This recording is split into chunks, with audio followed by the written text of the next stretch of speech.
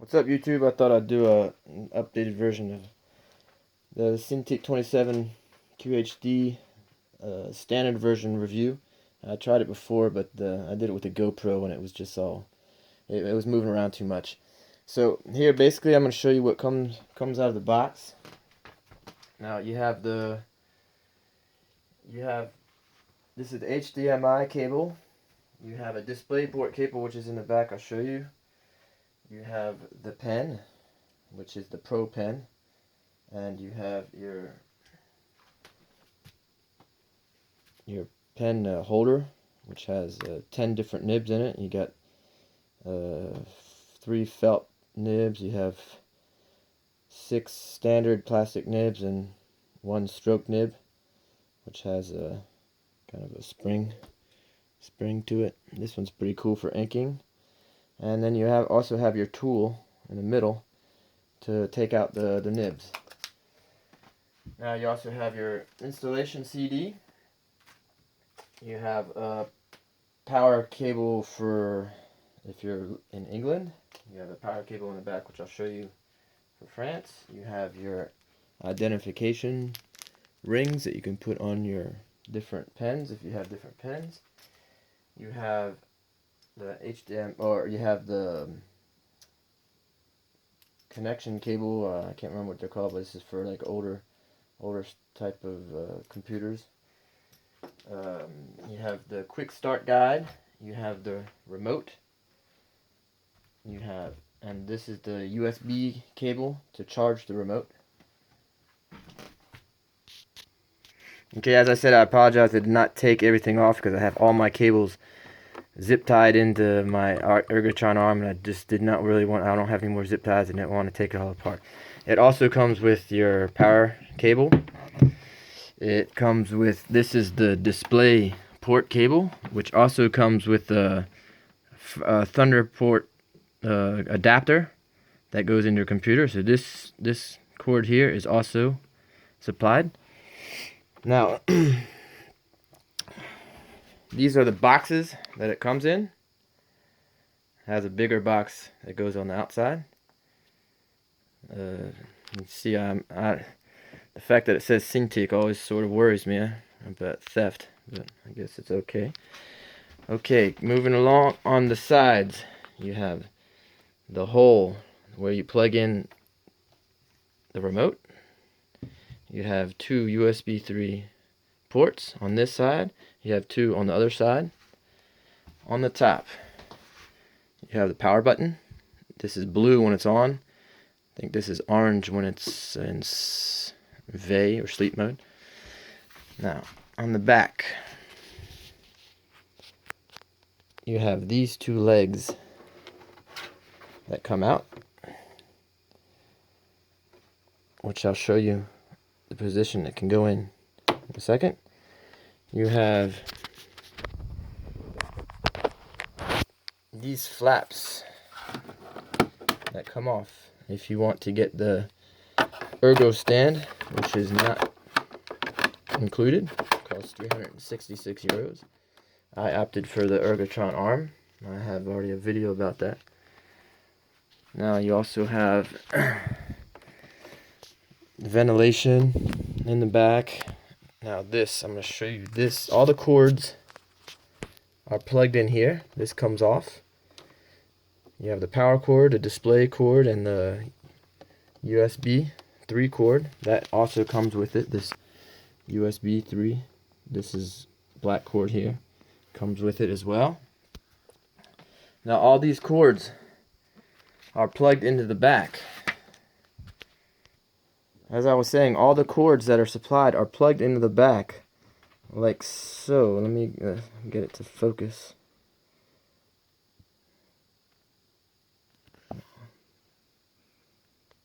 There you go. Sorry, it wouldn't focus.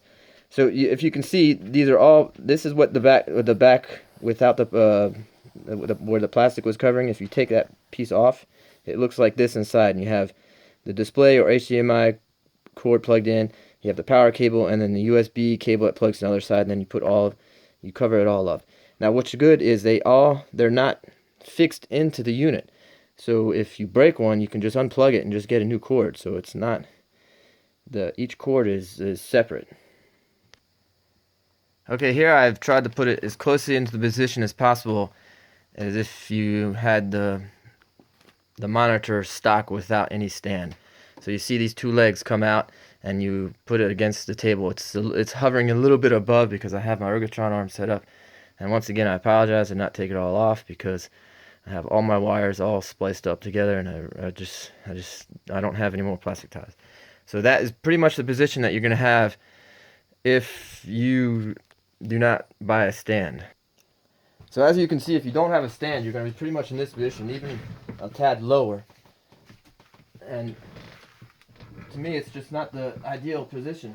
If you're going to be drawing all day, you're going to be sort of like this, in a position like this all day. You can't really sit back in your chair.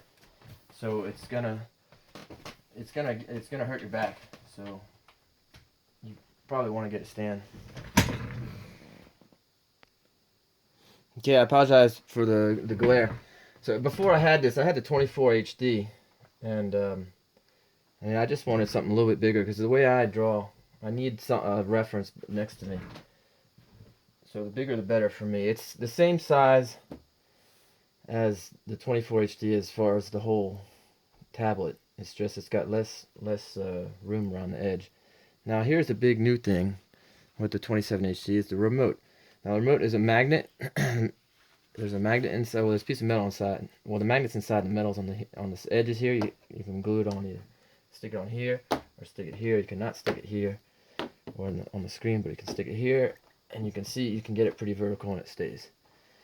The battery is a rechargeable battery that you plug this into where you plug into the side here. It is a non-replaceable battery. I've taken it apart and you cannot access it. Well, let's see how the thing works. Okay, up here on the right you have 3 buttons, a tool button and a virtual keyboard button, and then a button for if you have more displays, and of course I don't have any, so it says no support of Wacom, so it's pen display connected. I only have one. If you push this, you have your little tiny virtual keyboard, which I think serves as nothing. Here, if you push the tool button, you have your Wacom Desktop Center that comes up. And this is, I don't know if it's a new feature, but it's a new feature from when I had my 24HD. You can back up all your customized button settings onto like a Wacom Cloud service, which is really cool. So in case your drivers crash or whatever and you lose all your information, you can re-back up all your stuff. So you back up and restore settings to Wacom Cloud. On here you can calibrate your pen. You can open up pen settings. This is what comes up with your pen settings. Here you can I have pretty much all mine on default as far as the firmness goes. I have changed the 2 buttons here. These pen does come with 2 buttons like all the other stylus pens. You can change all the keys on the remote, on the touch ring. So this is where you do all of that stuff. So what I really like about the new 27QHD is you could really tell the crispness of the image. It's got 2560 by 1440 resolution. It has 5080 LPI. It's I mean, I think it's plastic. Yeah, it's plastic here, but it's plastic all the way to edge. You don't have like a darker or a matte plastic like the 24HD on the side, and then this part where you drew was a little different. It's the same kind of slick plastic all the way across. Even though you can only draw here, but it doesn't have like a textured feel to it like I think the 21 UX had. Now. Okay, here's a quick image of the post width modulation test I did, PWM. There's 10 lines there. Now, if you want to know about that, you might want to Google it, PWM, to figure out what it is. It's about how it's backlit, the frequency that it's backlit. So I took this picture, did this test. Somebody asked me to do it with 125 aperture. and there was 10 lines, and you could see that the lines were consistent. That was good. So 10 lines, 10 times, it was 10, or no, you do 25 aperture times how many lines you had. So 25 times 10, 250. So it's lit up at a 250 Hz frequency, which is low. If you ever notice that it flickers, it might actually kind of might see that it's flickering with the camera. That's because the camera has that effect. But if it's flickering when you're working on it, you might have a problem. Now, here I wanted to show you that to the side, it doesn't jitter. You can see it doesn't jitter.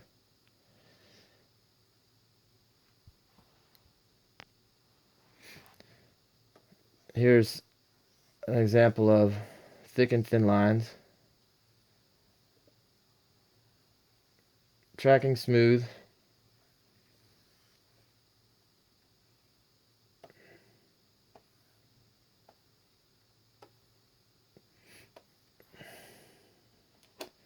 Doesn't appear to be having, doesn't have any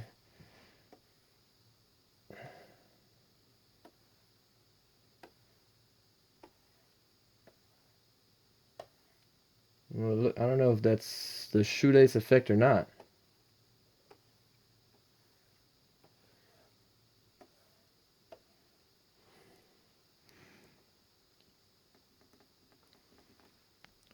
So it appeared to have a slight bit of shoelace effect on some of the lines I was doing in Photoshop. I've never had that happen before today. This is in Sketchbook Pro, and here I don't have that problem. I'm going thick, thin, stop it thick, stop it thin. So is it an Adobe problem? I don't know, but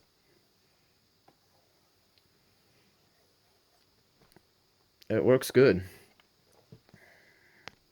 Okay, I set it up on this side because the lighting was a little bit better. As far as the parallax effect, I've made another video about that. It's about 5 millimeters between when you touch the tip on the screen and the cursor that's actually drawing. If you want to check that out. All right, now let's talk about the remote. Now the remote, when I first got it, I was pretty frustrated with it, but I've been using it for a while. Now I have no more problems with it. I've totally changed all the buttons that are on it. There's nothing default on this. The touch ring is very sensitive. Whenever I showed somehow how sensitive it was in another video. For me, it's just too sensitive. So I changed everything on here, and now I have no more problems. Sometimes the cursor freezes. Wacom, I called Wacom, or I didn't call them, I sent them a mail. They told me I have to reset my drivers. I haven't done it yet because I just don't have time. So let me show you real quick. I have mine set up sort of like a snow cube brush. Sorry, not snow, cube brush. It's similar to his. So hang on. So this is basically why I chose the 27-inch, because I'm kind of old school. I need a reference photo. So I have the reference photo here, and then I have my painting here. So I have, enough space to be able to work and have my reference photo here. Same for here. I have my reference photo. I have my painting on the side. So for me, the bigger the better. Yeah, it is big. It does take up a lot of your desk, but hey, that's all I use my desk for anyway, so it doesn't bother me. So now we'll go real quick through what I have the button set up here. Now I have it set up on brush. This button here I have set for making the brush bigger, but bigger by times 3. But you have to push it each time. You can't just hold it. This button right below, I have it to decrease it by 2, and the one below only by 1 for fine tuning. And then right above, all the way up here, it brings up my brush menu. So I have all this whole side here is for all brushes. Here I have flip canvas, so I like to flip the canvas to see where my errors are. Here is brush, so in case I'm in another tool, I can come back to brush right away. Up here I have the move tool. Up here I have lasso, so if in case I select something, I can move it. Over here, I have the rotate tool, seeing that I took it away from the touch ring. So I just rotate this screen as I like. Down here, I think I have nothing. Maybe nothing. Up here, I have zoom. So again, I took it off the touch ring. So that's not a problem. Up here, I have that's actually step back that I have up here, and it stepped back because the last thing I did was rotate. Flip the canvas. So this is actually step back. It's not Command Z, it's step backwards, because Command Z in Photoshop you can only use it one time. So it's actually step backwards, so you can use it as many times as you want. Now this button here, I have add new layer. This one I have save. This one is save as. This one is open, and this one I think is, oh no, this one's add new layer and this one's merge down. There you go. And then, so what I did with the touch rings, I have them, they open certain adjustments like curves, levels, stuff like that, you know. So I just I toggle it in the middle, and then I swipe it. I swipe it once, and there now I got color balance. And then I swipe it to the right, and I have hue saturation. So that's how I set it. It's very similar to Cube Brush, because I think his setup is really good, actually. And so now I don't even use the touch ring for what it's used for. It's the remote is solid. It's metal. It feels pretty solid in your hand. It's like almost like a phone. This is more of a rubbery feel than the previous touch rings on the 24 HD. The buttons feel good. They're kind of rubbery too. Again, you can stick it there on the side. You can stick it in your lap. So the reason why I really like the Cintiqs, if you're unfamiliar with it, is because they feel so natural when you're drawing. So what I'm going to try to do is just sort of show you. This is a Sketchbook Pro. Now it might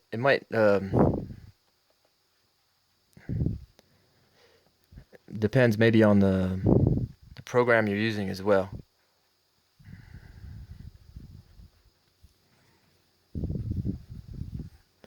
But it feels really natural. It feels like a pencil, you know.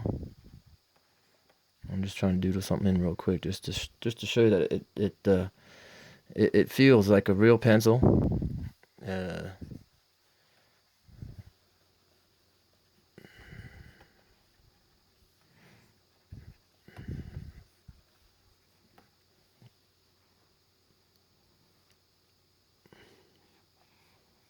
I know that's bad, but I'm just trying to show you how it looks kind of like a pencil. I always do all my line work in Sketchbook Pro, and then I do all coloring in Photoshop. I sometimes start all of it in Photoshop, but most of because Sketchbook Pro, I think it really feels really good as far as like sketching goes. You know, like I'm using the pencil tool wheel here, and it really feels good.